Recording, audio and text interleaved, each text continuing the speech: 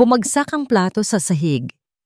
Ang tunog ng nababasag na porselana ay parang isang putok ng baril. Sa gitna ng nakabibinging katahimikan ng mansyon, nagkalat ang mamahaling kanin at piraso ng lechon sa makintab na marmol. Isang mantsa sa perpektong kaayusan ng lahat. Pero hindi man lang napakurap si James. Nakatitig lang siya sa kanyang 3 taong gulang na anak na si Sophie. Ang batang nakaupo sa kanyang mataas na silya sa kabilang dulo ng napakahabang lamesa ay parang isang manikang porselana. Maganda, pero walang buhay, walang emosyon. 2 linggo na. 2 linggo nang hindi kumakain si Sophie. 2 linggo na rin mula nang ilibing nila si Catherine. Naramdaman ni James ang pamilyar na malamig na espasyo sa kanyang dibdib. Ang espasyong iniwan ng kanyang asawa. Sinubukan niya ang lahat. Ang pinakamagagaling na chef ay nagluto ng mga paborito ni Sophie. Ang pinakamahuhusay na pediatrician at child psychologist ay dinala sa bahay. Pero lahat sila ay nabigo. Ang mansyon, na dating puno ng tawa ni Catherine at ng halakhak ni Sophie, ay naging isang malaking puntod na puno ng katahimikan. James, ang malamig na boses ni Elena, ang kanyang hipag, ang pumutol sa kanyang pag-iisip. Tumayo ito mula sa kinauupuan at sinenyasan ng isang katulong na agad namang lumapit upang linisin ang nabasag na plato. Bawat galaw ni Elena ay kontrolado, puno ng hindi masabing paghuhusga. Hindi ito nakakatulong, sabi niya. Ang mga mata ay nakatuon kay James. Ang pag-upo lang dyan at pagtitig sa kanya ay walang magagawa. Ano ang gusto mong gawin ko, Elena? Sagot ni James, ang boses ay pagod at walang sigla. Ano pa ba ang hindi ko nagagawa? Lumapit si Elena sa kanya. Ang amoy ng mamahalin nitong pabango ay parang sumasakal. Walang magulang ang gustong makitang nagkakaganito ang anak nila. James, siguro kailangan niya ng isang bagay na hindi kayang ibigay ng mga doktor o ng isang ama na mong abala. Ang huling salita ay binitawan niya na parang lason, banayad, pero nakamamatay. Bago pa man makasagot si James, tumalikod na ito. May mga aplikante para sa bagong yaya sa library. Huwag mong sabihin sa akin na wala kang oras para dyan. Iniwan siyang muli ni James kasama ang katahimikan at ang imahe ng kanyang anak na unti-unting nanghihina. Napapikit siya. Tama si Elena sa isang bagay. Kailangan niyang gumawa ng paraan. Pumasok siya sa library kung saan 3 babae ang naghihintay. Ang una ay mukhang striktang guro. Ang pangalawa ay isang nurse na may dalang sandamakmak na sertipiko. Ang pangatlo ay simple lang. Ang pangalan niya ay Jessica. Nakasuot lang ito ng simpleng blusa at maong. Ang buhok ay nakatali sa isang simpleng ponytail. Sa unang tingin, mukha siyang hindi nababagay sa karangyaan ng lugar. Walang dalang folder ng mga credentials, tanging isang maliit na bag lang. May experience ka ba sa mga batang may trauma? Tanong ni James, ang boses ay formal at walang interes. Inuulit lang ang tanong na ibinigay niya sa 2 nauna. Umiling si Jessica. Wala po, sir. Registered nurse ka ba? O child psychologist? Hindi po, sir. Tapos po ako ng high school. Napabuntong hininga si James. Isang malaking pag-aaksaya ng oras. Kung ganoon, anong ginagawa mo rito? Tumingin si Jessica ng diretso sa kanyang mga mata. Sa unang pagkakataon, nakita ni James ang isang bagay sa mga mata nito. Isang lalim ng pag-unawa na hindi niya nakita sa mga matatalinong espesyalista. Bakit mo iniisip na magagawa mo ang hindi nagawa ng mga doktor at espesyalista? Tanong ni James. Ang boses niya ay may bahid na ng iritasyon. Hindi nagbago ang tingin ni Jessica. Huminahon ang kanyang boses, pero bawat salita ay tumagos sa pader na binuo ni James sa paligid ng kanyang puso. Dahil minsan na rin po akong naging si Sophie. Natigilan si James. Isang sagot na hindi niya inaasahan. Isang sagot na hindi nakasulat sa anumang resume.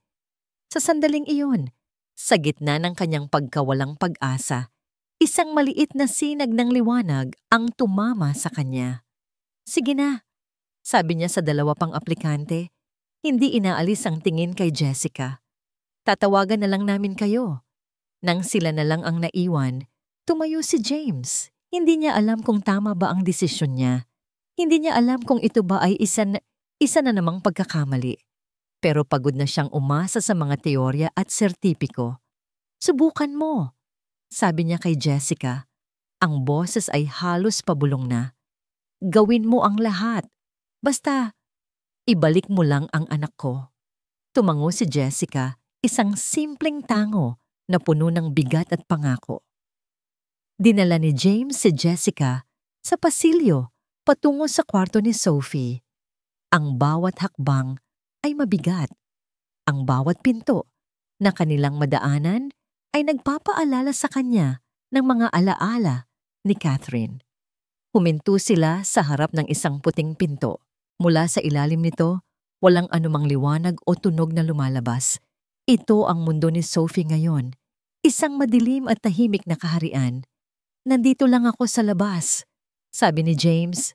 Binuksan ni Jessica ang pinto ng dahan-dahan at pumasok sa loob. Isinara niya ito sa kanyang likuran at muling bumalik ang katahimikan. Sumandal si James sa pader na papikit. Naghihintay. 5 minuto, 10 minuto, 15 minuto. Walang sigaw, walang yakan, walang nababasag na gamit. Tanging ang pamilyar na katahimikan na sumusugat sa kanyang puso. "Isa na namang kabiguan," sabi ng isang boses sa kanyang isip. Nagsimula nang bumalik ang lamig sa kanyang dibdib. Aalis na sana siya, pabalik sa kanyang opisina kung saan pwede siyang magtago sa trabaho. Nang may marinig siya, hindi ito malakas, halos isang bulong lang ng hangin. Pero para kay James, ito ay kasing lakas ng isang kulog, isang mahinang hikbi. Nagmulat siya ng mata, ang puso niya ay biglang kumabog ng napakabilis. Idinikit niya ang kanyang tainga sa malamig na kahoy ng pinto at narinig niya itong muli. Mahina, nanginginig, pero sigurado. Isang tunog na hindi niya narinig sa loob ng 2 mahabang linggo. Ang tunog ng emosyon, ang hikbi ng kanyang anak na si Sophie. Ang pumasok sa kwarto ni Sophie ay parang pagpasok sa ibang mundo. Sa labas, ang mansyon ay naliligo sa liwanag at karangyaan. Pero dito sa loob, madilim. Ang makakapal na kurtina ay nakasara at ang tanging liwanag ay mula sa siwang sa ilalim ng pinto. May amoy ng kalungkutan sa hangin, isang amoy na kilalang-kilala ni Jessica. Sa gitna ng malawak na kwarto, sa ibabaw ng isang mamahaling kama na mas malaki pa sa buong kwarto niya noon, ay nakaupo si Sophie. Yakap-yakap nito ang kanyang mga tuhod, ang muka ay nakasubsob doon. Hindi man lang ito gumalaw nang pumasok si Jessica. Hindi nagsalita si Jessica. Alam niya na ang katahimikan ay isang pader. At hindi ito masisira ng sapilitang ingay. Sa halip, dahan-dahan siyang umupo sa sahig, ilang talampakan ang layo mula sa kama. Naglabas siya ng ilang pirasong papel at isang kahon ng Crayola mula sa kanyang bag. Nagsimula siyang gumuhit, isang kastilyo, tapos isang reyna na may koronang bulaklak, at isang maliit na prinsesa na kamukhang-kamukha ni Sophie. Habang gumuguhit, nagsimula siyang magkwento sa mahinang boses na parang kinakausap lang ang sarili. Noong unang panahon, sa isang napakagandang kastilyo, may isang munting prinsesa na mahal ang kanyang ina, ang reyna. Panimula niya. Isang araw, ang reyna ay naging pinakamaliwanag na bituin sa kalangitan. Sabi ng lahat, nasa mas mabuti na siyang lugar. Pero ang munting prinsesa, sobrang lungkot niya. Huminto si Jessica at kumuha ng kulay asul na Crayola. Ikinulay niya ang langit sa paligid ng bituin. Naisip ng prinsesa, kung ang mami niya ay isang bituin, siguro kaya niya itong abutin. Naisip niya, kung hindi siya kakain, magiging magaan siya. Gagaan ng gagaan, hanggang sa kaya na niyang lumipad, papunta sa mga bituin, kung nasaan ang mami niya. Sa pagkakataong yon, naramdaman ni Jessica ang isang bahagyang paggalaw. Itinaas ni Sophie ang kanyang ulo at sa dilim, nakita ni Jessica ang dalawang malalaki at malulungkot na mata na nakatitig sa kanya. Iyon ang unang beses na may nagpakita ng reaksyon ng bata sa loob ng 2 linggo. Hindi pinansin ni Jessica ang pagtingin ng bata. Nagpatuloy lang siya sa pagkukulay. Pagkaraan ng ilang minuto, tumayo siya. Magugutom ang prinsesa kung hindi siya kakain. Bulong niya sa sarili, sapat lang para marinig ni Sophie. Gagawa muna ako ng pagkain ko. Lumabas siya ng kwarto at nagtungo sa malawak na kusina. Tinanggihan niya ang alok na tulong ng mga katulong. Kumuha lang siya ng tinapay, keso at mantikilya. Simple lang. Ang tunog ng paggisa ng mantikilya sa kawali at ang mabangong amoy ng natutunaw na keso ay pumuno sa kusina. Gumawa siya ng 2 grilled cheese sandwich. Hiniwa niya ang mga ito sa maliliit na triangulo. Pagbalik niya sa kwarto, umupo siyang muli sa sahig. Kinuha niya ang isang piraso at kinain ito. Masarap, sabi niya. Inilapag niya ang plato na may natitirang mga piraso sa sahig sa pagitan nila ni Sophie. Hindi siya nagsalita, hindi niya inalok ang bata. Hinayaan niya lang itong doon. Ilang minuto ang lumipas. Ang tanging maririnig lang ay ang mahinang pagnguya ni Jessica. Pagkatapos, isang maliit na kamay ang dahan-dahang gumapang mula sa kama. Nanginginig ito habang inaabot ang isang piraso ng tinapay. Dinala ito ni Sophie sa kanyang bibig at kumagat ng napakaliit. Napigil ni Jessica ang kanyang paghinga. Ngunuya si Sophie ng dahan-dahan. Tapos, isa pang kagat at isa pa. Nang maubos niya ang isang triangulo, tumingin siya kay Jessica. Ang mga mata niya ay nagsimulang mamasa. Isang butil ng luha ang pumatak sa ibabaw ng kanyang kamay. Sinundan iyon ng isa pa at isa pa hanggang sa ang tahimik na pag-iyak ay naging isang mahinang hikbi. Ang unang tunog ng emosyon na narinig ni Jessica mula sa bata.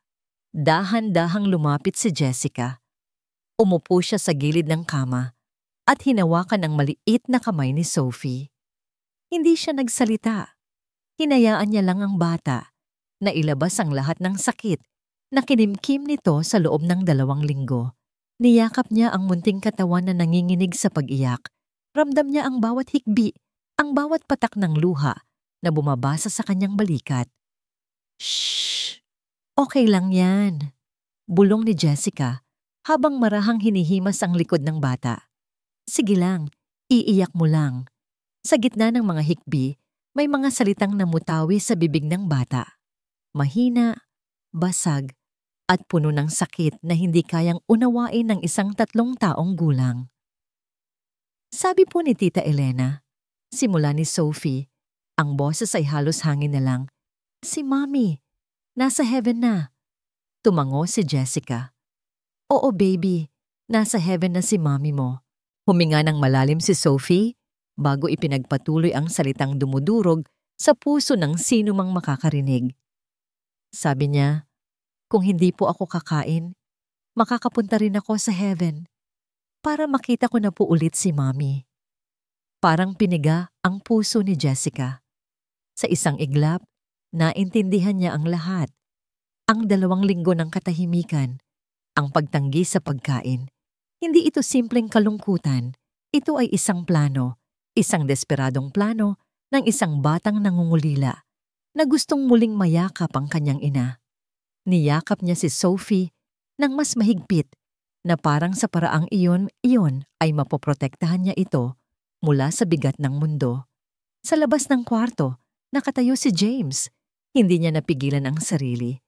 Nang marinig niya ang unang hikbi, dahan-dahan niyang itinulak ang pinto para sumilip. Nakita niya ang lahat. Ang pagkain ni Sophie ng tinapay, ang pag-iyak, at narinig niya ang bawat salita. Bawat salita ay parang isang punyal na buong lakas na itinarak sa kanyang dibdib. Nanlambot ang kanyang mga tuhod Napasandal siya sa pader para suportahan ang sarili. Ang hangin ay tila ninakaw mula sa kanyang mga baga. Kung hindi ako kakain, makakapunta rin ako sa heaven. Ang lohika ng isang inosenteng bata. Isang lohikang nabuo sa gitna ng kalungkutan.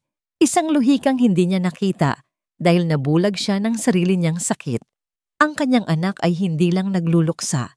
Ang kanyang anak ay handa ng sumuko. At ang dahilan ay siya, ang kanyang pagiging wala, ang kanyang emosyonal na pagkakalayo. Nakatayo lang siya roon, bilanggo ng katahimikan at ng katotohanang unti-unti siyang dinudurog. Nananatili si James na nakasandal sa pader. Ang lakas ay tila hinihigop palabas ng kanyang katawan. Paulit-ulit na umalingaw-ngaw sa kanyang isipan ang mga salita ni Sophie. Kung hindi po ako kakain, makakapunta rin ako sa heaven. Isang malamig na takot ang gumapang sa kanyang dibdib, mas malamig pa kaysa sa kalungkutang nararamdaman niya sa pagkawala ni Catherine. Ito ay ibang uri ng sakit. Ito ay pagsisisi. Ito ay pagkakasala. Gaano siya naging bulag? Gaano siya naging abala sa sarili niyang pagdadalamhati para hindi makita ang tahimik na desperasyon sa mga mata ng sarili niyang anak? Iniwan niya si Sophie sa isang madilim na mundo at sa kadilimang iyon, gumawa ito ng sarili niyang nakakatakot na solusyon. Dahan-dahan, itinulak niya ang sarili palayo sa pader. Pinihit niya ang doorknob na parang gawa sa tingga at pumasok sa kwarto. Nakaupo pa rin si Jessica sa kama. Yakap-yakap si Sophie na ngayon ay mahinahon ng humihikbi. Nang makita siya ni Jessica, may dumaang pag-aalala sa mga mata nito, pero hindi ito nagsalita. Nilampasan niya si Jessica at lumuhod sa harap ng kanyang anak. Sa unang pagkakataon, sa loob ng 2 linggo, tunay niyang tiningnan si Sophie. Nakita niya ang pamumutla ng balat nito, ang pangingitim sa ilalim ng mga mata. "Sophie," sabi niya, ang boses ay basag. "Anak." Wala na siyang ibang masabi. Kaya ginawa niya ang dapat sana'y ginawa niya noon pa. Dahan-dahan niyang kinuha si Sophie mula sa mga braso ni Jessica at niyakap ito. Sa simula, nanigas ang katawan ng bata. Ngunit naramdaman nito ang panginginig ng balikat ng kanyang ama. Naramdaman nito ang init na matagal na niyang hinahanap. Unti-unti, isinubsob ni Sophie ang kanyang mukha sa dibdib ng ama at muling humagulgol. Sa pagkakataong ito, hindi dahil sa lungkot, kundi dahil sa wakas, naramdaman niyang hindi na siya nag-iisa. Niyakap lang siya ni James ng mahigpit, ipinikit ang kanyang mga mata, habang ang sarili niyang mga luha ay tahimik na dumadaloy sa kanyang pisngi. Nang sa wakas ay nakatulog si Sophie sa kanyang mga pag-iyak, dahan-dahang inihiga ni James ang anak sa kama. Hinaplos niya ang buhok nito na basang-basa ng pawis. Pinapangako sa sarili na hinding-hindi na muli itong mararamdaman na nag-iisa. Kinuha niya ang kumot at maingat na inilagay sa katawan ng bata. Tumayo siya at hinarap si Jessica. Nakatayo ito sa gilid, malapit sa pinto, tahimik na nagmamasid. Ang mga kamay ay nakalikom sa harap. Parang ayaw nitong makaisturbo sa sandaling iyon. "Salamat," sabi ni James. Simple lang ang salita, pero ang bigat niyon ay sapat na para punuin ang buong kwarto. Tumingin siya kay Jessica, hindi bilang isang amo sa kanyang empleyado, kundi bilang isang ama sa taong sumagip sa kanyang mundo. Hindi ko alam kung anong gagawin ko kung hindi niya matapos ang sasabihin. Masyadong masakit isipin ang alternatibo. "Ginawa ko lang po ang dapat, Sir James," sagot ni Jessica nang mahina. Nakayuko ng bahagya bilang paggalang. Kailangan lang po niya ng makakaintindi. Tumalikod na si Jessica para lumabas, nagbibigay ng espasyo para sa mag-ama. Sinundan siya ng tingin ni James. Sa unang pagkakataon, nakaramdam siya ng kaunting pag-asa. Pero paglabas ni James ng kwarto, ilang minuto ang lumipas, nag-aabang si Elena sa pasilyo. Hindi ito nakangiti. Ang mukha nito ay seryoso, malamig, at ang mga braso ay nakahalukip-kip. Ang anino nito ay humahaba sa sahig ng pasilyo. Sa library, ngayon, utos nito. Hindi tanong, kundi isang utos na hindi pwedeng tanggihan. Sumunod si James. Ang bigat sa kanyang dibdib ay bumalik agad.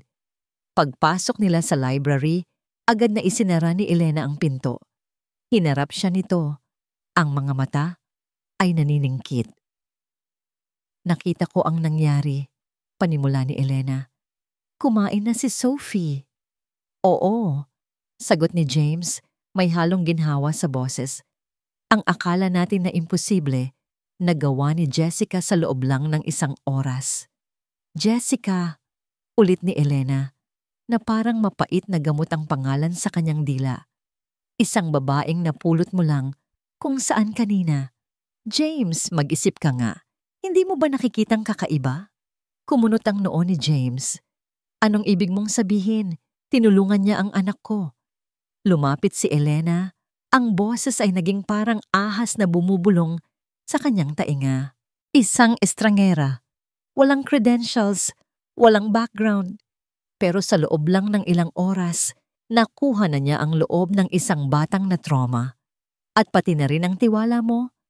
Dahil naintindihan niya si Sophie, Elena. May pinagdaanan din siya. O baka naman yun lang ang gusto niyang paniwalaan mo, putol ni Elena. Tinitigan siya nito ng mariin. James, mahina ka ngayon. Desperado. At ang mga taong tulad niyan, naaamoy nila ang kahinaan. Alam niyang mayaman ka. Alam niyang nag-iisa ka. Madaling manipulahin ang isang batang nangungulila para makuha ang susi sa bahay na ito. Natahimik si James. Gusto niyang ipagtanggol si Jessica. Gusto niyang sabihin na nakita niya ang sinseridad sa mga mata ng dalaga. Pero ang mga salita ni Elena ay matatalim at tumatama sa kanyang pinakamalaking takot. Ang takot na magkamali ulit. Ang takot na maloko at masaktan ang kanyang pamilya. Binabalaan kita, James, dagdag pa ni Elena habang naglalakad palayo. Huwag kang magpapakampante. Hindi lahat ng tumutulong ay kaibigan. Naiwan si James sa gitna ng library. Ang binhi ng pagdududa ay naitanim na sa kanyang isipan. Sa kanyang kwarto sa kabilang dulo ng mansyon, hindi natulog si Elena. Kinuha niya ang kanyang cellphone at nag-dial ng isang numero na matagal na niyang hindi tinatawagan. Sumagot ang kabilang linya. Hello, sabi ni Elena. Ang boses ay wala ng bahid ng pag-aalala para sa pamangkin, kundi puro determinasyon na lang. May ipapagawa ako sa'yo. Gusto kong magpaimbestiga. Tumingin siya sa salamin. Inaayos ang kanyang buhok. Alamin mo ang lahat tungkol sa bagong katulong na nagngangalang Jessica. Saan siya galing? Sino ang pamilya niya? Anong nakaraan niya? Bawat maduming sikreto, bawat tinatagong baho. Gusto ko ng report sa lalong madaling panahon. Mas magaan na ang hangin sa kwarto ni Sophie ngayon. Sa unang pagkakataon, binuksan ni Jessica ang mga kurtina at hinayaang pumasok ang sinag ng araw. Nakaupo sa sahig si Sophie, tahimik na nagkukulay ng isang drawing book, habang sinusubuan siya ni Jessica ng hiniwang prutas. Kumakain na si Sophie. Unti-unti, bumabalik ang kulay sa pisngi nito. Pero kung gaano umiinit ang kwarto ni Sophie, ganoon naman kalamig ang pakikitungo sa kanya sa labas ng pintong yon. Napapansin ni Jessica ang mga tingin, ang mga bulungan ng ibang katulong kapag dumadaan siya. At higit sa lahat, ang pagbabago ni James. Noong nakaraang gabi, may init sa mga mata nito. Pasasalamat, lalo na. Pero kaninang umaga, nang magkasalubong sila sa pasilyo, umiwas ito ng tingin. Ang mga balikat nito ay tensyonado, parang may pader na muling itinayo sa pagitan nila. Ate Jess, tawag ni Sophie, hawak ang isang pulang krayola. Tapos na. Ngumiti si Jessica at pinunasan ang munting bibig ng bata. Ang galing naman. Mamaya, magbabasa tayo ng kwento ha? Tumango si Sophie. Pansamantalang nakalimutan ni Jessica ang bigat sa kanyang dibdib. Pero hindi nagtagal ang payapang sandali. Bumukas ang pinto at pumasok ang isang katulong. Pinapatawag ka ni Sir James sa library, sabi nito. Hindi tumitingin sa kanya ng diretso. Ngayon na.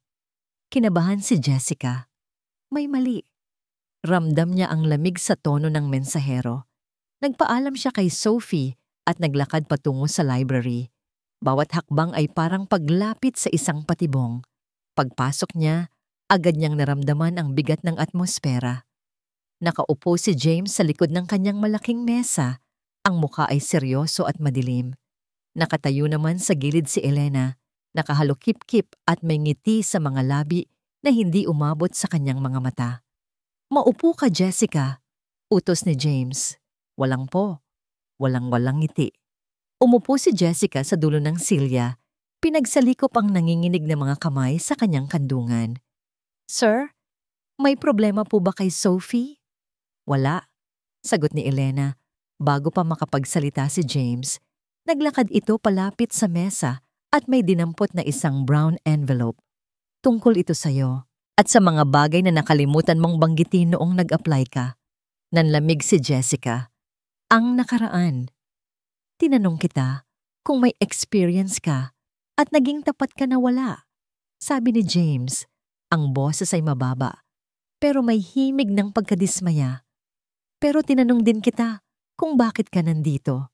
At ang sagot mo, dahil naintindihan mo si Sophie. Totoo po yon, sir. Mabilis na sagot ni Jessica. Talaga? Sumabat si Elena.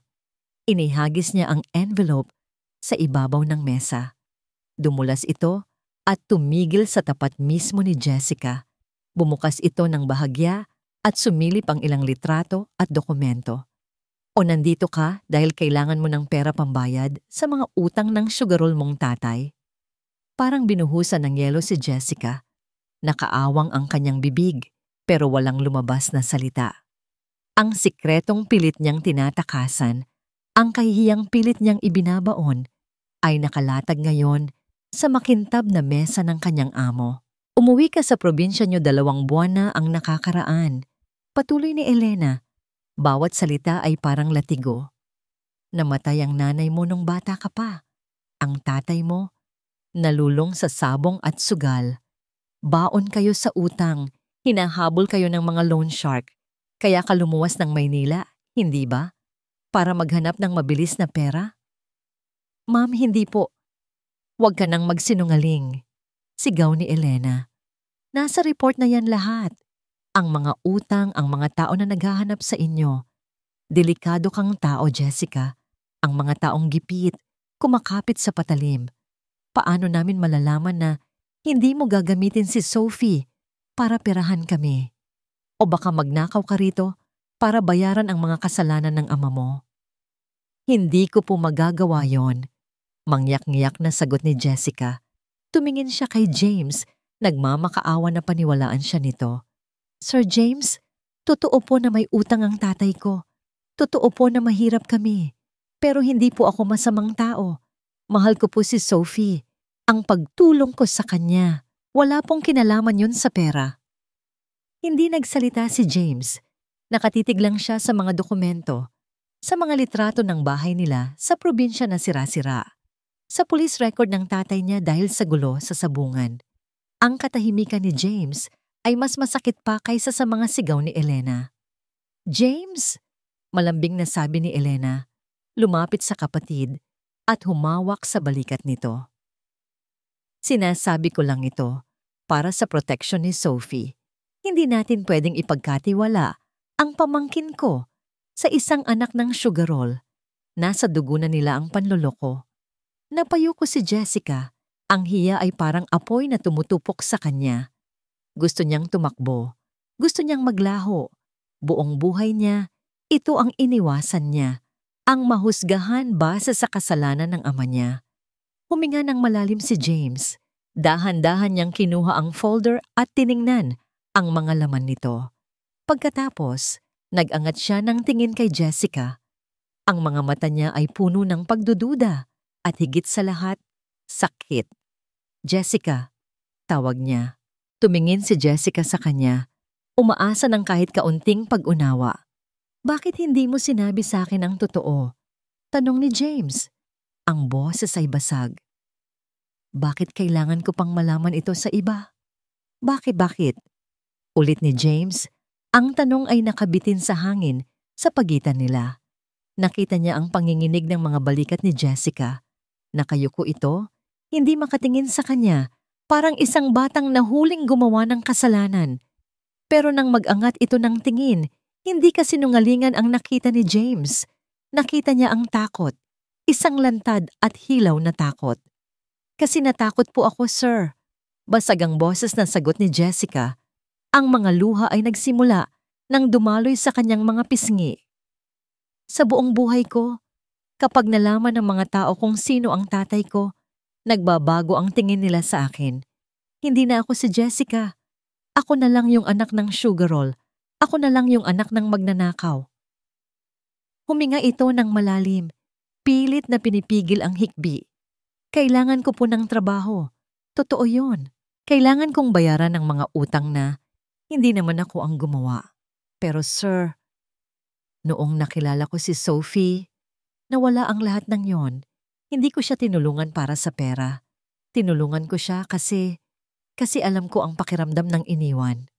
Tumingin si James kay Elena. Inaasahan niyang makakita ng kahit kaunting awa sa mukha ng kanyang hipag. Pero wala. Nakataas ang kilay ni Elena, malamig at mapanghusga, tila hinihintay lang siyang magbaba ng hatol. Tama na yan, sabi ni Elena. Humakbang palapit para kunin ang folder. Narinig mo na siya, James. Inamin niya. Sinungaling siya at may mga utang. Delikado siya para kay Sophie. Paalisin mo na siya. Tumingin muli si James kay Jessica. Nakita niya ang mga kamay nitong mahigpit na magkahawak, nanginginig. Naalala niya ang gabing iyon sa kwarto ni Sophie, ang grilled cheese sandwich, ang yakap, ang unang tawa ng kanyang anak matapos ang mahabang panahon. Ang mga papel sa mesa ay nagsasabing delikado si Jessica. Pero ang puso ni James, ang pusong matagal nang namanhid at ngayon ay unti-unti nang tumitibok muli, ay nagsasabi ng iba. Dahan-dahan, inabot ni James ang folder.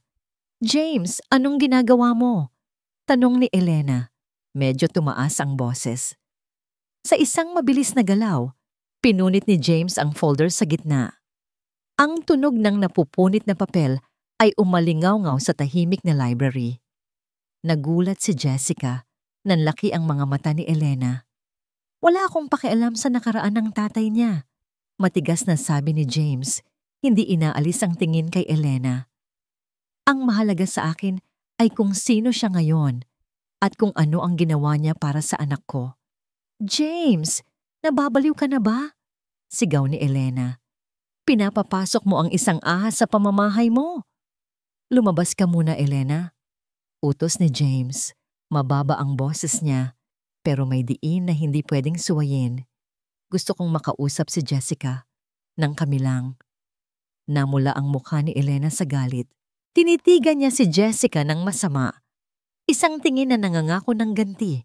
Bago padabog na lumabas ng library at ibinalibag ang pinto. Naiwan silang dalawa. Ang katahimikan ay bumalik, pero sa pagkakataong ito, hindi na ito mabigat. Sir, simula ni Jessica, pinupunasan ng kanyang mga luha. Sorry po talaga. Lumapit si James sa kanya. Sa unang pagkakataon, hindi bilang amo, kundi bilang isang lalaking humihingi rin ng tawad. Ako ang dapat mag-sorry, sabi niya ng mahina. Dahil naniwala ako agad sa iba kaysa sa sarili kong mga mata. Gabi na nang matapos silang mag-usap.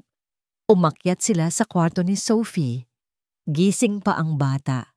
Naghihintay. Nang makita nito si Jessica, agad itong ngumiti. Isang ngangiting umabot sa kanyang mga mata. Daddy! Ate Jess! Tawag nito. Umupo sila sa magkabilang gilid ng kama. Nagbasa sila ng kwento. Si James ang nagbabasa ng boses ng hari at si Jessica naman ang sarena. Nagtatawanan sila kapag nagkakamali si James ng boses. Para kay James, ito ang pinakamagandang tunog sa mundo. Ang tawa ng kanyang anak. At ang mahinhin na tawa ni Jessica na humahalo dito. Nang makatulog na si Sophie, sabay silang tumayo at naglakad palabas ng kwarto. Iniwan nilang bukas ng bahagya ang pinto. Sa dimly lit na hallway, huminto sila. Ang buong bahay ay tulog na. Ang tanging naririnig lang ay ang mahina nilang paghinga. Tumingin si James kay Jessica. Ang ilaw mula sa lamp ay tumatama sa mukha nito. Nagpapatingkad sa kanyang mga mata na namamaga pa rin kakaiyak kanina. Pagod ito, pero napakaganda. Isang kagandahan na hindi galing sa ayos o damit, kundi sa kabutihan ng loob. Salamat, Jessica, bulong ni James. Dahil hindi ka sumuko, kahit na naging gago ako kanina. Napangiti ng kaunti si Jessica at umiling. Naiintindihan ko po, sir. Ginagawa niyo lang ang trabaho niyo bilang tatay. Humakbang palapit si James. Hindi niya alam kung bakit o kung ano ang nagtulak sa kanya. Siguro ay ang sobrang emosyon ng araw na ito. Ang takot na mawala si Jessica at ang ginhawa na nandito pa rin siya. James na lang, sabi niya. Huwag mo na akong tawaging sir kapag tayong dalawa lang. Tumingala si Jessica sa kanya. Nagulat. Nagkatitigan sila. Sa sandaling iyon, nawala ang agwat ng kanilang estado. Walang amo, walang katulong. Dalawang tao lang na parehong may sugat na nahanap ang lunas sa isa't isa. Dahan-dahan, itinaas ni James ang kanyang kamay at pinunasan ng isang natirang luha. Sa pisngi ni Jessica, nanigas si Jessica pero hindi ito umiwas. Ang balat nito ay mainit sa kanyang palad. Bumaba ang tingin ni James sa mga labi ni Jessica. At bago pa man siya makapag-isip, bago pa man siya makapigil, yumuko siya. Nagdampi ang kanilang mga labi. Mabilis lang, malambot. Isang halik na puno ng pasasalamat, ng paghingi ng tawad, at ng isang bagong usbong na damdamin na pareho nilang kinatatakutan. Nang humiwalay si James, nakita niya ang pamumula sa mukha ni Jessica. Nakita niya ang gulat at ang kilig. Good night, Jessica. Bulong niya. Ang boses ay paos. Good night po. James? Sagot nito nang halos hindi marinig. Tinalikuran na siya ni Jessica at mabilis na naglakad patungo sa kwarto nito. Parang tumatakbo mula sa apoy. Sinundan siya ng tingin ni James hanggang sa mawala ito sa dilim. Napahawak siya sa kanyang dibdib. Ang puso niya ay kumakabog ng malakas, buhay na buhay. Hindi niya alam na sa kabilang dulo ng madilim na pasilyo, sa may hagdanan, may nakatayo. Si Elena. Nakatago ito sa anino. Ang kamay ay nakakuyom ng mahigpit sa railing ng hagdan hanggang sa pumuti ang kanyang mga knuckles. Nakita niya ang lahat. Ang haplos, ang tinginan, ang halik. Ang mukha ni Elena ay hindi na lang basta galit. Ito ay puot. Kinaumagahan, habang nagkakape si James sa dining area, masaya ang gising niya. Hinihintay niyang bumaba si Jessica at Sophie. Pero nang pumasok si Jessica sa dining room, wala itong dalang ngiti. Hawak nito ang kanyang cellphone at ang mukha nito ay maputla parang nakakita ng multo. Jessica? Tanong ni James. Agad na nawala ang nangiti sa kanyang labi. Anong problema? Tumingin si Jessica sa kanya. Ang mga mata ay puno ng takot na mas matindi pa kaysa kahapon. Ibinaba nito ang cellphone. Ang kamay ay nanginginig ng sobra. May tumawag po. Bulong nito. Ang boses ay nanginginig sa takot. Sino? Tanong ni James. Tumayo at lumapit. Hindi ko po kilala. Sagot ni Jessica. At sa unang pagkakataon, nakita ni James na talagang natatakot ito para sa buhay nito. Sabi niya, alam daw nila kung nasaan ako at sisingilin daw nila ang utang ng tatay ko gamit ang buhay ko. Hindi tumitigil ang pag-vibrate ng cellphone ni Jessica. Nakatago siya sa sulok ng kitchen counter, yakap ang sarili. Ang bawat bzit ng telepono sa ibabaw ng mesa ay parang kuryenteng dumadaloy sa kanyang gulugod. Takot na takot siyang hawakan ito, pero hindi rin niya magawang hindi tingnan ng screen. Unknown number. Huwag kang magtago. Alam namin ang address ng amo mo. Unknown number. Maganda pala ang mansyon na tinutuluyan mo. Sayang kung madadamay sila. Nanginig ang mga kamay ni Jessica. Gusto niyang isipin na pananakot lang ito, pero kilala niya ang mga taong hiniraman ng tatay niya. Walang sinasanto ang mga yon. Ate Jess? Napatalon si Jessica sa gulat. Si Sophie. Nakatayo ang bata sa pinto ng kusina, hawak ang paborito nitong manika. Tinitigan siya nito gamit ang inosenteng mga mata. Okay ka lang po? Bakit ka umiiyak? Mabilis na pinunasan ni Jessica ang kanyang pisngi. Pilit siyang ngumiti, kahit na nanginginig ang kanyang labi. Wala to baby, napuwing lang si ate. Lalapit sana siya para yakapin si Sophie, para humugot ng lakas nang biglang may dumagundong na ingay mula sa labas. Blag! Tunog yon ng bakal na pinalo sa bakal. Sinundan ito ng pagsigaw ng isang lalaki. Malakas at galit na galit. Na tumagos sa matatabang pader ng mansyon. Ilabas niyo si Jessica! Jessica! Lumabas ka dyan! Kung ayaw mong pasukin namin kayo. Nanlaki ang mga mata ni Jessica. Natagpuan na nila siya. Agad na tumakbo ang mga katulong papunta sa bintana. Mula sa sala, narinig niya ang mabibigat na hakbang ni James na tumatakbo pababa ng hagdan. Anong nangyayari dyan? Sigaw ni James sa mga guard.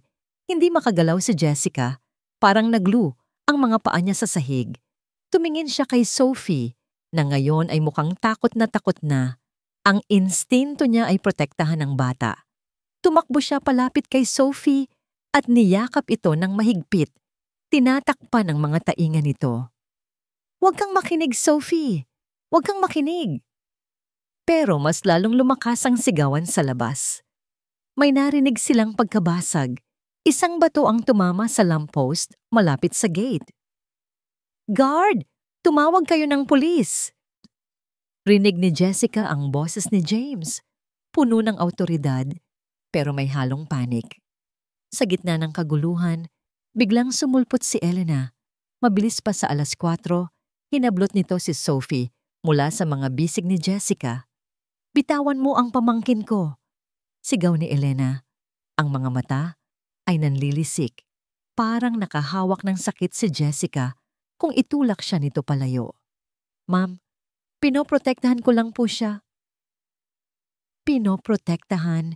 Ikaw ang nagdala ng panganib na to dito. Binuhat ni Elena si Sophie na ngayon ay umiiyak na ng malakas. James! James!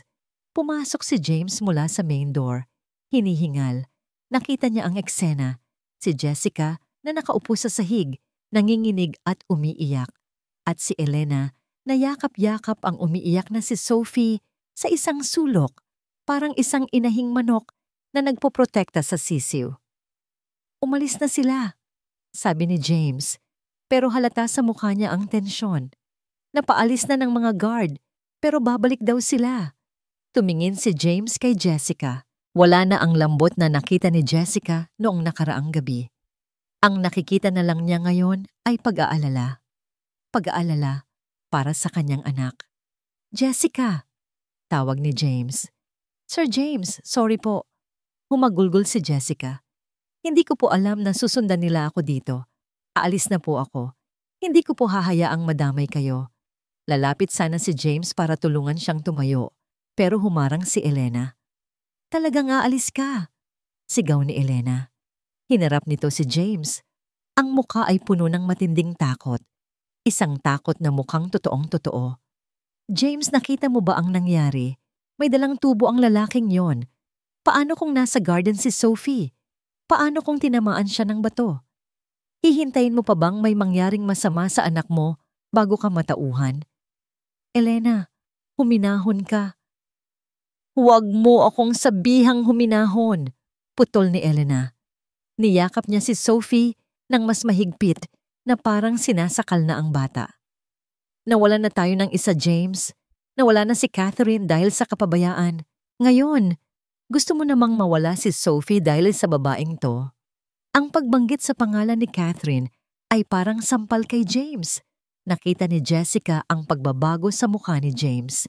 Ang determinasyon nito ay unti-unting gumuguho, pinapalitan ng kanyang pinakamalaking kahinaan. Ang takot na mawalan ulit. Tumayo si Jessica. Ang mga tuhod ay nanginginig. Alam na niya ang mangyayari. Kahit anong kabutihan ang ipakita niya, kahit gaano niya kamahal si Sophie, hindi niya matatalo ang takot ng isang ama. Ang nakaraan niya ay isang mantsa na hindi na maalis. At ngayon ay kumakalat na ito sa pamilyang minahal na niya. James, sabi ni Elena. Ang boses ay naging matalim at malamig na utos. Pumili ka. Ang kaligtasan ng anak mo o ang kapakanan ng babaeng yan. Tumingin si Elena kay Jessica ng diretso. Isang tingin ng tagumpay. Isang tingin na nagsasabing, sabi ko sa'yo, hindi ka nababagay dito. Kapag nanatili siya dito, James, dagdag pa ni Elena na parang nagbaba ng hatol ng kamatayan, tatawag ako ng DSUD, kukunin ko ang custody ni Sophie dahil pinapatunayan mo lang na hindi mo kayang protektahan ang anak mo sa mga kriminal na pinapapasok mo sa bahay. Natigilan si James. Tumingin siya kay Jessica. Ang mga mata ay puno ng paghingi ng tawad at paghihirap. At sa sandaling iyon, alam ni Jessica na talo na siya. Ang bitag ay sumara na at wala na siyang kawala. Ang katahimikan sa loob ng library ay mas nakabibingi kaysa sa sigawan sa labas kanina. Nakatayo si James sa tapat ng bintana, nakatalikod kay Jessica. Nakikita niya ang kanyang sariling refleksyon sa salamin. Isang lalaking mukhang talunan. Isang amang duwag. Ang mga salita ni Elena ay paulit-ulit na umiikot sa kanyang utak na parang sirang plaka. Kukunin ko ang custody ni Sophie. Mapapahamak ang anak mo. Alam ni James na manipulasyon yon. Alam niya sa puso niya na mabuting tao si Jessica. Pero ang takot ay isang halimaw na hindi nakikinig sa rason. Nang makita niya ang takot sa mga mata ni Sophie kanina, habang may sumisigaw sa labas, bumalik lahat ng bangungot niya. Ang aksidente ni Catherine, ang kawalan ng kakayahang protektahan ang mga mahal niya. Hindi na niya kayang mawalan pa ng isa, kahit na ang kapalit nito ay ang pagdurog sa sarili niyang puso. Jessica, tawag niya. Ang boses niya ay parang boses ng ibang tao. Malamig, formal, patay. Sir, sagot ni Jessica sa likuran niya.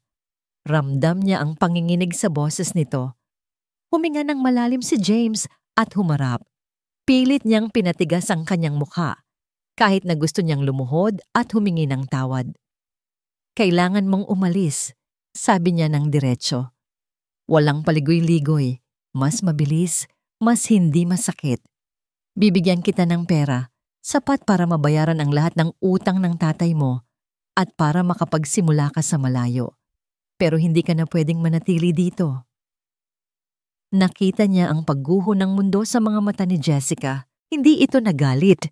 Hindi ito sumbatan. Sa halip, isang lungkot na napakalalim ang bumalot sa mukha nito. Dahil po ba sa nangyari kanina? Tanong nito ng mahina. Dahil sa kaligtasan ni Sophie, pagsisinungaling ni James, o siguro, kalahating katotohanan.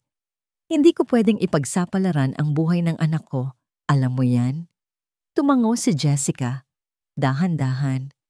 Masakit na pagtango. Opo, sir, naiintindihan ko po. Ang safety po ni Sophie ang pinakamahalaga. Tumingin si Jessica sa kanya, diretso sa mata. Sa sandaling iyon, parang hinuhubaran nito ang kaluluwa ni James. Akala ko po, bulong ni Jessica, at dito na tumulo ang luha nito.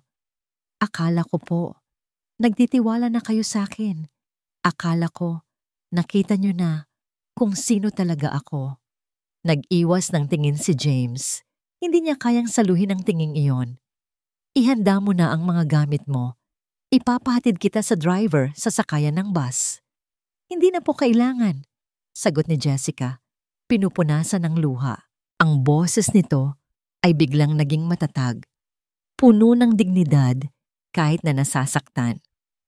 Kaya ko pong umalis mag-isa. At huwag niyo na rin po akong bigyan ng pera. Hindi ko po tatanggapin. Tinalikuran siya nito at lumabas ng library. Naiwan si James na nakatayo. Ang mga kamay ay nakakuyom sa gilid. Gusto niyang habulin ito. Gusto niyang sabihin na, "Huwag kang umalis. Kailangan ka namin." Pero nanatili siyang nakapako sa kinatatayuan niya, bilanggo ng kanyang sariling desisyon. 1 oras ang lumipas. Bumuhos ang malakas na ulan, tila nakikiramay ang langit sa nangyayari sa loob ng mansyon. Nakatayo si James sa may pintuan ng kwarto ni Sophie. Nakita niya si Jessica na lumabas, dala ang isang lumang bag. Pumasok muna ito saglit sa kwarto ng bata. Mula sa kinatatayuan niya, nakita ni James ang huling paalam. Tulog si Sophie. Lumapit si Jessica sa kama at inayos ang kumot ng bata. Yumuko ito at hinalikan ang noo ni Sophie ng matagal. May ibinulong ito na hindi narinig ni James, pero sigurado siyang isa itong dasal. Tumayo si Jessica at naglakad palabas. Nang magkatagpo ang landas nila ni James sa hallway, huminto ito saglit. "Pakisabi na lang po kay Sophie." Simula ni Jessica, pero naputol ang boses nito. Umiling na lang ito at ngumiti ng mapait. "Kayo na po ang bahala sa kanya, Sir James. Mahal na mahal ko po ang anak niyo." Hindi nakasagot si James. Pinanood niya lang ang pagbaba ni Jessica sa hagdan, palabas ng main door at papunta sa dilim at ulan. Nang sumara ang malaking pinto, narinig ni James ang tunog ng click ng lock. Para itong tunog ng pagsasara ng isang kabanata. Tunog ng pagtatapos ng pag-asa. Sa isang sulok ng sala, nakita niya si Elena. May hawak itong baso ng alak, nakatingin sa labas ng bintana habang papaalis ang figure ni Jessica sa ulan. "Para sa ikabubuti ng lahat to, James," sabi ni Elena nang hindi lumilingon. "Babalik din sa normal ang lahat bukas." Normal. Bumalik nga ang normal sa mansyon. Ang nakabibinging katahimikan, ang lamig, ang kawalan ng buhay. Umakyat si James sa kanyang kwarto, pero hindi siya makatulog. Ang bawat patak ng ulan sa bubong ay parang pako na ibinabaon sa kanyang konsensya. Naisip niya si Jessica. Nasaan na kaya ito? Basang-basa ba ito? Ligtas ba ito? At higit sa lahat, naisip niya si Sophie. Ano ang sasabihin niya bukas pagkagising nito? Hindi na niya kinailangang maghintay ng umaga. Madaling araw na nang kalampagin ng yaya ang pinto ng kwarto ni James. "Sir James! Sir James!" Napabalikwas si James. Ang takot ay agad na sumunggab sa kanyang lalamunan. Binuksan niya ang pinto at nakita ang yaya, putla at nanginginig. "Anong nangyari?" Sigaw ni James. "Si Sophie po!" Umiiyak na sabi ng yaya. "Ang taas po ng lagnat at ayaw po niyang tumigil sa pag-iyak. Nagwawala po siya, sir." Tumakbo si James papunta sa kwarto ng anak. Pagpasok pa lang niya, dinig na niya ang mga sigaw na dumudurog sa kanyang puso. Si Sophie, nakaupo sa gitna ng kama, ang muka ay pula sa lagnat at kakaiyak. Ibinato nito ang mga unan, ang mga laruan, ang drawing book na bigay ni Jessica. "Nasaan si Ate Jess?"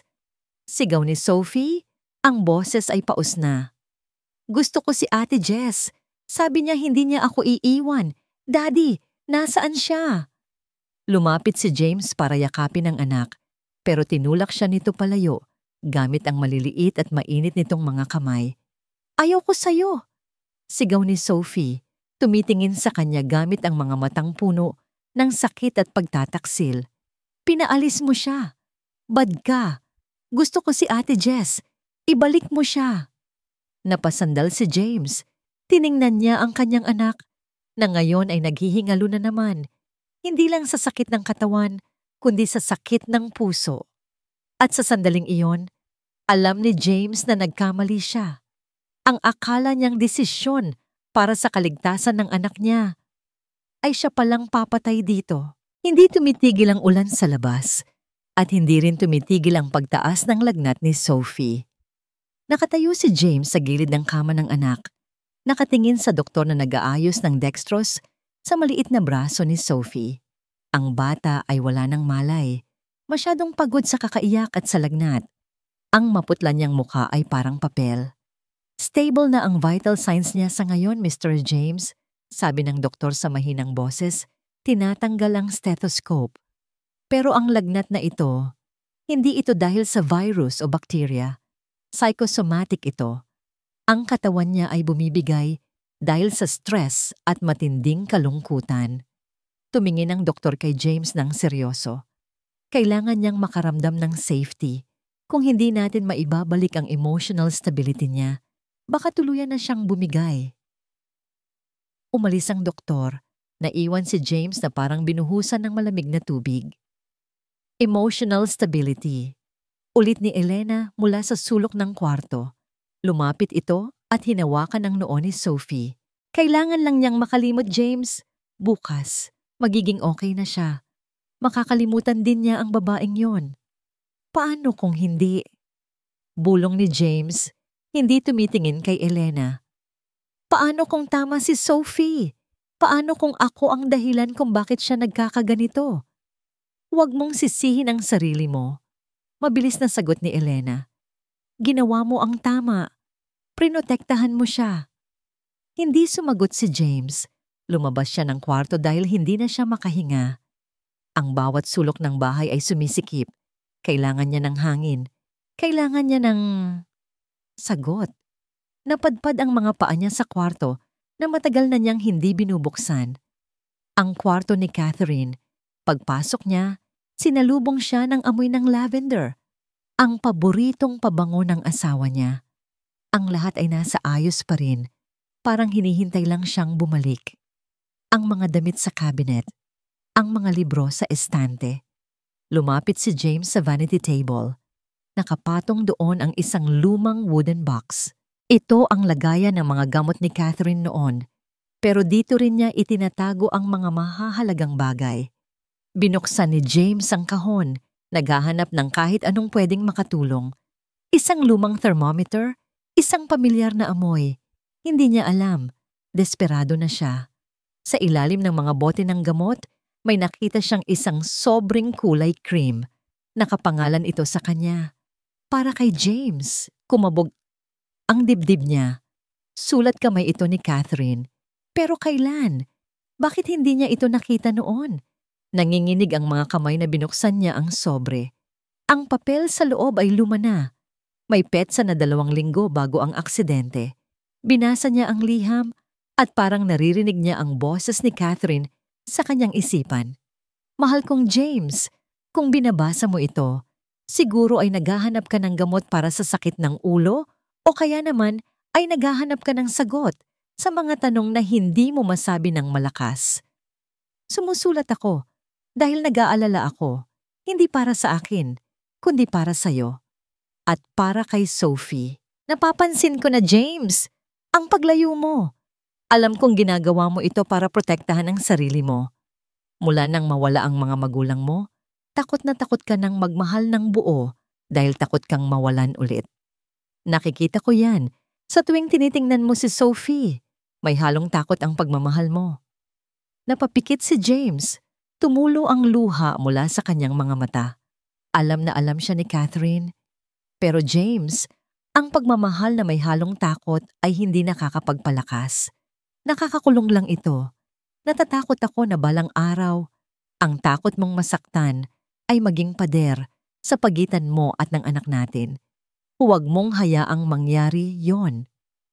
Napahagulgol si James, napaluhod sa sahig habang hawak ang sulat. Kung may mangyari man sa akin, ipangako mo ito. Huwag kang matakot na masaktan ulit. Huwag mong isara ang pinto ng puso mo. Dahil ang tanging paraan para gumaling ang sugat ay hindi ang pagtakip dito, kundi ang paghayaan itong mahanginan at alagaan ng iba. Hanapin mo ang magpapasaya sa inyo. Huwag mong hayaang manalo ang takot. Nagmamahal, Catherine. Huwag mong hayaang manalo ang takot. Ang mga salita ay parang kidlat na tumama sa kanya. Iyon ang ginawa niya. Hinayaan niyang manalo ang takot. Sa takot niyang mapahamak si Sophie, tinanggal niya ang nag-iisang tao na nakapagpagaling dito. Tinanggal niya si Jessica. Hindi si Jessica ang panganib. Ang takot niya. Ang takot ni James. Ang tunay na kalaban. Tumayo si James. Pinunasan niya ang kanyang mga luha. Wala nang puwang para sa pagdadalamhati. Kailangan niyang kumilos. Tinupin niya ang sulat at inilagay sa kanyang bulsa. Kinuha niya ang susi ng kotse sa ibabaw ng mesa.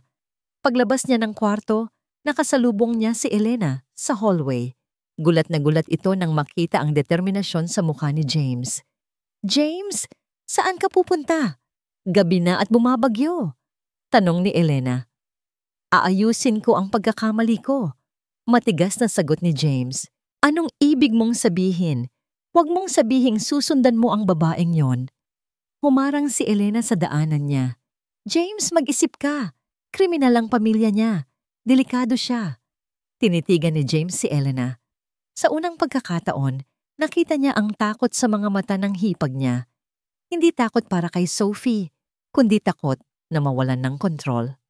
"Wala akong pakialam kung sino ang pamilya niya," sabi ni James. Ang boses ay parang bakal. "Siya ang kailangan ng anak ko. Siya ang kailangan ng pamilyang ito." "Kapag umalis ka at sinundo siya," banta ni Elena, "hinding-hindi ko na kayo mapapatawad. Tatalikuran kita, James." "Kung yan ang gusto mo, Elena," sagot ni James at nilampasan ang hipag niya. "Pero hindi ko natatalikuran ang anak ko." Tumakbo si James pababa ng hagdan, palabas ng main door at sumuong sa malakas na ulan. Sumakay siya sa kanyang kotse at pinaharurot ito palabas ng gate. Ang ulan ay halos tumakip sa kalsada pero hindi siya bumagal. Kailangan niyang mahanap si Jessica bago pa mahuli ang lahat. Nanginginig si Jessica sa lamig. Nakaupo siya sa isang metal na bangko sa lumang bus terminal, yakap-yakap ang kanyang basang bag. Ang ulan ay humahampas sa yero na bubong ng terminal, parang libu-libong bato na bumabagsak. Sa kanyang kamay, hawak niya ang tiket pauwi sa probinsya. Isang one-way ticket pabalik sa buhay na tinatakasan niya. "Last trip, aalis na sa loob ng 5 minuto." Sigaw ng konduktor. Tumayo si Jessica. Mabigat ang bawat hakbang. Ang puso niya ay naiwan sa mansyon, sa tabi ng batang nangako siyang hindi iiwan. "Patawad, Sophie," bulong niya sa hangin. "Patawad." Hahakbang na sana siya pasakay ng bus nang biglang may humarurot na sasakyan at huminto mismo sa harap ng terminal. Ang ilaw ng headlights ay nakakasilaw. Bumukas ang pinto at lumabas ang isang lalaki. Basang-basa ito, magulo ang buhok, at tumatakbo palapit sa kanya si James. "Jessica!" Sigaw nito. Ang boses ay nakikipagpaligsahan sa lakas ng ulan at kulog. Napatigil si Jessica. Akala niya nananaginip lang siya. "Sir James?" Hinawakan siya ni James sa balikat. Ang higpit ng hawak nito ay parang takot na mawala siya. Hinihingal ito at ang mga mata ay puno ng desperasyon. "Huwag kang umalis," pagsusumamo ni James. "Parang awa mo na, Jessica. Huwag kang umalis." "Pero sir, ang sabi niyo, ang kaligtasan ni Sophie?" "Nagkamali ako," sigaw ni James. Hindi alintana ang mga taong nakatingin sa kanila. "Ang kaligtasan ni Sophie ay ikaw. Ikaw ang kailangan niya. Ikaw ang kailangan namin." Napatulala si Jessica. Sa gitna ng ulan, naramdaman niya ang init ng mga salita nito. "Si Sophie," patuloy ni James, basag ang boses. Ang taas ng lagnat niya. Hinahanap ka niya. "Jessica, please, umuwi na tayo." Sasagot na sana si Jessica nang biglang may isa pang sasakyan ang dumating. Huminto ito ng pahalang, hinarangan ng sasakyan ni James. Lumabas si Elena. Wala na ang poise at ayos na nakasanayan ni Jessica. Basang-basa ito, ang buhok ay nakadikit sa mukha, at ang mga mata ay nanlilisik sa galit. "Huwag kang sasama sa kanya," tili ni Elena habang tumatakbo palapit sa kanila. Hinablot ni Elena ang braso ni Jessica ng malakas. Pilit siyang hinihila palayo kay James. "Layuan mo ang pamilya ko! Ahas ka! Manggagamit!" "Elena, bitawan mo siya!" Sigaw ni James, hinawakan ang kabilang braso ni Jessica at hinila pabalik. Nasa gitna si Jessica ng dalawang naghihilahan, parang isang manyika na anumang oras ay mapipigtas. "Bakit ba ipinipilit mo ang sarili mo sa babaeng yan, James?" Sigaw ni Elena. Ang boses ay puno ng hysteria. Anak siya ng kriminal. Wawasakin niya ang buhay ni Sophie, gaya ng pagwasak ng tatay niya sa buhay nila. "Siya lang ang nagligtas kay Sophie!" Ganting sigaw ni James. "Siya lang ang nakagawa ng hindi mo nagawa, Elena. Ang maging isang tunay na ina sa kanya." Natigilan si Elena. Parang sinampal ito sa muka. Ang galit sa mukha nito ay napalitan ng isang sakit na sobrang lalim, sobrang itim. "Ina?" Tumawa si Elena nang mapakla, isang tawang nakakapanindig balahibo. "Wala kang alam sa pagiging ina, James. Wala kang alam sa mga sakripisyong ginawa ko para sa pamilyang to. Para kay Catherine. Ginawa mo? Elena, puro ka lang kontrol. Pati si Catherine, gusto mong kontrolin noon." "Dahil tanga siya," sigaw ni Elena, at biglang tumahimik ang paligid. Kahit ang ulan ay parang humina sa lakas ng boses niya. "Tanga ang asawa mo, James. Gusto niyang ipamigay ang pera ng kumpanya sa charity. Ang perang pinaghirapan ni na mommy at daddy. Gusto niyang lustayin ang mana ni Sophie para sa mga ibang tao." Nanlaki ang mga mata ni Jessica.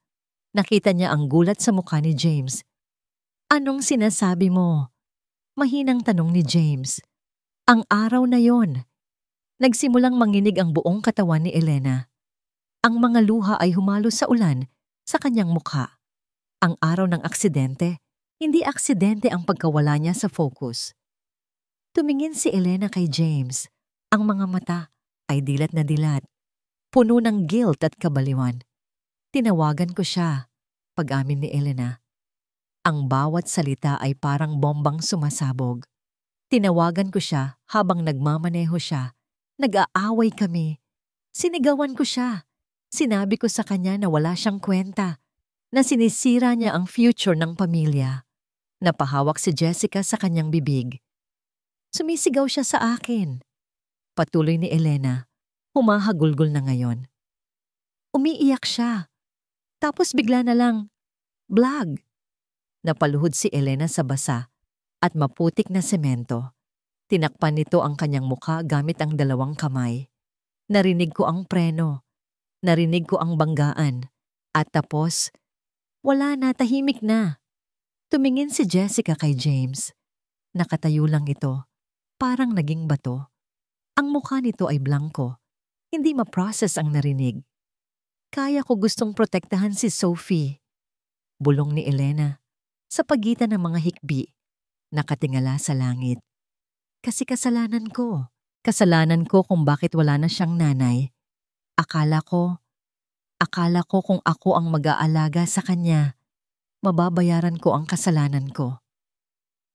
Ang katotohanan ay lumabas na. Hindi si James ang nagpabaya. Hindi si Jessica ang panganib. Ang tunay na lason ay nasa loob ng pamilya sa simula pa lang. Ang kapatid na dapat ay nagmamahal ay siya palang dahilan ng pagkawasak ng lahat. Sa gitna ng ulan, walang nakagalaw. Si Elena na nakaluhod sa putikan, wasak na wasak. Si James na nakatitig sa kawalan. At si Jessica na saksi sa pinakamadilim na sikreto na nagpabago sa lahat. Hindi tumawag ng pulis si James.